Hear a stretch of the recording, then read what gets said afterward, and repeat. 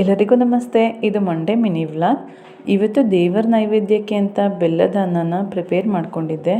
ಮೊದಲು ಅಕ್ಕಿ ಮತ್ತು ಹೆಸರು ಬೇಳೆನ ಚೆನ್ನಾಗಿ ತೊಳೆದು ಕುಕ್ಕರ್ನಲ್ಲಿ ಸಾಫ್ಟ್ ಆಗೋ ಥರ 2 ವಿಷಲ್ ಹಾಕ್ಸಿದ್ದೀನಿ. ಇದು ಪೂಜೆಗೆ ಬಳಸಿದಂತಹ ಕಳಸದ ಅಕ್ಕಿ. ಇದರಿಂದ ಸ್ವೀಟ್ ಮಾಡಿ ದೇವ್ರ ನೈವೇದ್ಯಕ್ಕೆ ಇಡ್ತೀನಿ. ಹಾಗೆಯೇ ಕಳಸಕ್ಕೆ ಹಾಕಿದಂತಹ ಎಲ್ಲ ಡ್ರೈ ಫ್ರೂಟ್ಸ್ಗಳನ್ನ ಕೂಡ ನಾನಿಲ್ಲಿ ಯೂಸ್ ಮಾಡಿಕೊಂಡು ಬೆಲ್ಲದನ್ನಕ್ಕೆ ಹಾಕ್ತಾ ಇದ್ದೇನೆ.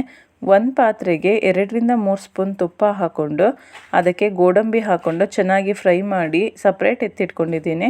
ಹಾಗೆಯೇ ದ್ರಾಕ್ಷಿ ಕೂಡ ಅದೇ ರೀತಿ ಫ್ರೈ ಮಾಡ್ಕೊಂಡಿದ್ದೀನಿ. ಕೊನೆಗೆ ಕುಟ್ಟಿ ಪುಡಿ ಮಾಡಿದಂತಹ ಬಾದಾಮಿನೂ ಕೂಡ ತುಪ್ಪದಲ್ಲಿ ಹಾಕಿ ಫ್ರೈ ಮಾಡ್ಕೊಂಡಿದ್ದೀನಿ.